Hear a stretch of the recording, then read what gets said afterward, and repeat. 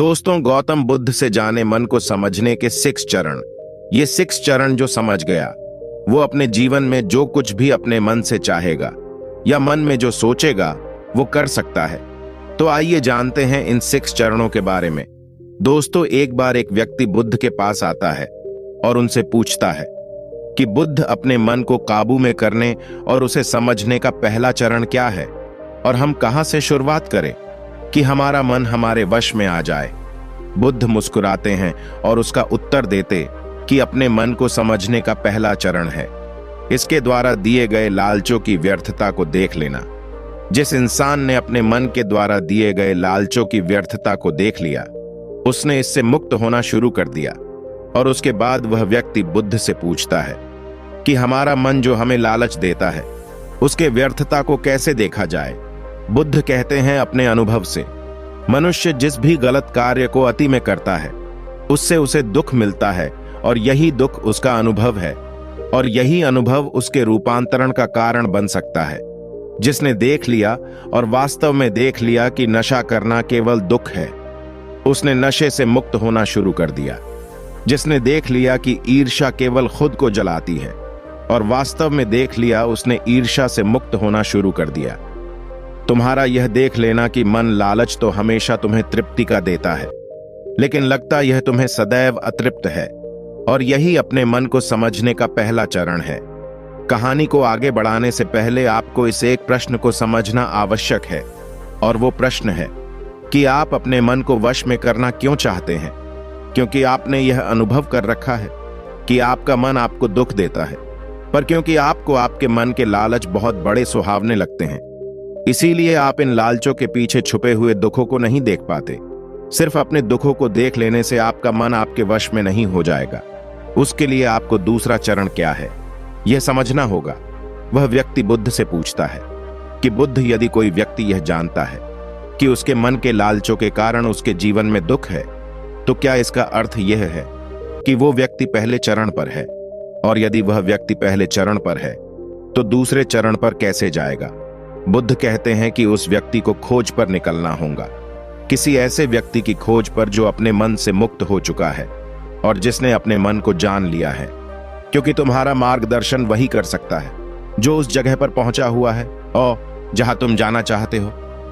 दोस्तों, यहां पर एक बात समझनी आवश्यक है कि खोज पर निकलने का अर्थ यह नहीं है कि आप सन्यासी बन जाए, बल्कि खोज पर निकलने का अर्थ यह है कि कोई ऐसा व्यक्ति खोजना जो आपका मार्गदर्शन कर सके। अब यहां पर प्रश्न यह उठता है कि ऐसे व्यक्ति को कहां पर खोजें, क्योंकि आस पड़ोस में तो सभी लोग अशांत भरे पड़े हुए हैं। तो इस प्रश्न का उत्तर है कि आप ऐसे व्यक्ति को आस पड़ोस में मत खोजिए, बल्कि इंटरनेट पर खोजिए, क्योंकि इंटरनेट आपको पूरी दुनिया से जोड़ता है दोस्तों में, और आप इस इंटरनेट के बदौलत ही जुड़े हुए हैं। अगर इंटरनेट नहीं होता तो क्या आप मेरे इस वीडियो को पूरा जरूर देखें?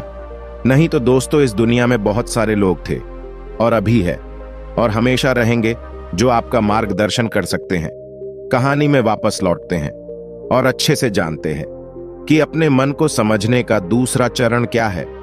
वह व्यक्ति बुद्ध से पूछता है कि उस व्यक्ति की पहचान क्या है जिसने अपने मन को समझ लिया है और जिसने खुद को जान लिया हुआ है। क्योंकि हर व्यक्ति यह दावा करता है कि वह ज्ञानी और बुद्धिमान है, लेकिन वास्तव में ज्ञानी कौन है वह कैसे पता लगेगा? बुद्ध कहते हैं कि यही तीसरा चरण है, और वो चरण है सुनकर। सुनना ही अपने मन को समझने का तीसरा चरण है। उसके बाद वह व्यक्ति बुद्ध से पूछता है कि क्या देखकर यह पता नहीं किया जा सकता? क्योंकि आपको देखकर ही पता लगता है कि आप एक महात्मा हैं। बुद्ध कहते हैं कि देखने में तो कोई व्यक्ति बहुत शांत लग सकता है, लेकिन भीतर से वह क्या है यह उसके शब्द ही बता सकते हैं। लेकिन ध्यान रहे कि शब्दों पर भी विश्वास एकदम से नहीं कर लेना है। किसी भी बात पर विश्वास इसीलिए कर लेना है कि उसे मैंने कहा हुआ है या किसी महात्मा ने कहा हुआ है। किसी भी बात पर विश्वास आपको तब कर लेना है जब वह तुम्हारा अनुभव बन जाए। गौतम बुद्ध के द्वारा कही गई इस बात को मैं आपको थोड़ा और आसान भाषा में समझाने की कोशिश करता हूं। दोस्तों, कोई कहता है कि ध्यान करना अच्छा है और कोई कहता है कि ध्यान करना बुरा है। ये दोनों ही अतिया है। अगर आप अभी ध्यान को अच्छा मानते हैं तो आप बहुत जल्द ही उसे बुरा मानने लग जाएंगे, और यही हमारे मन की चाल है। तो अब आपके मन में सवाल उठा होगा कि कैसे?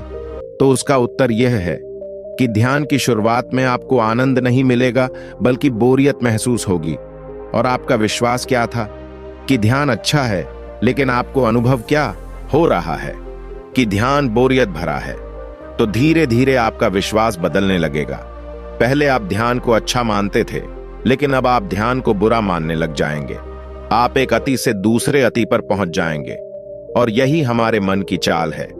हमारा मन हमें अतियों में ही भटकाता रहता है, और अगर आप ध्यान को बुरा मानते हैं तो आप कभी भी ध्यान करेंगे ही नहीं।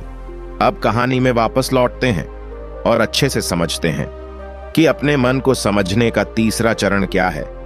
बुद्ध कहते हैं कि किसी भी बात पर विश्वास तब तक नहीं करना है जब तक वह तुम्हारे विवेक की कसौटी पर खरी नहीं उतर जाए, और इसके लिए कर्म करना आवश्यक है, और कर्म ही अपने मन को समझने का चौथा चरण है।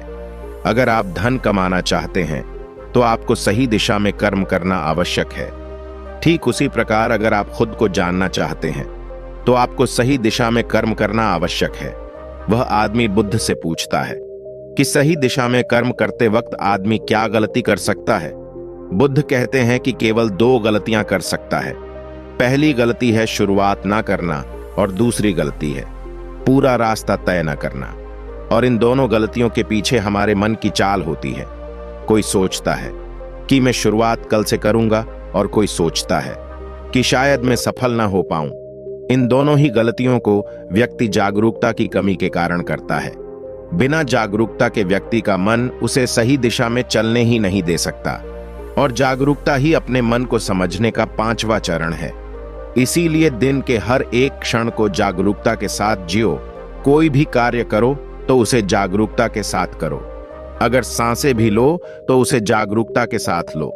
बिना जागरूकता के साथ जिया गया एक भी क्षण मृत्यु के समान है।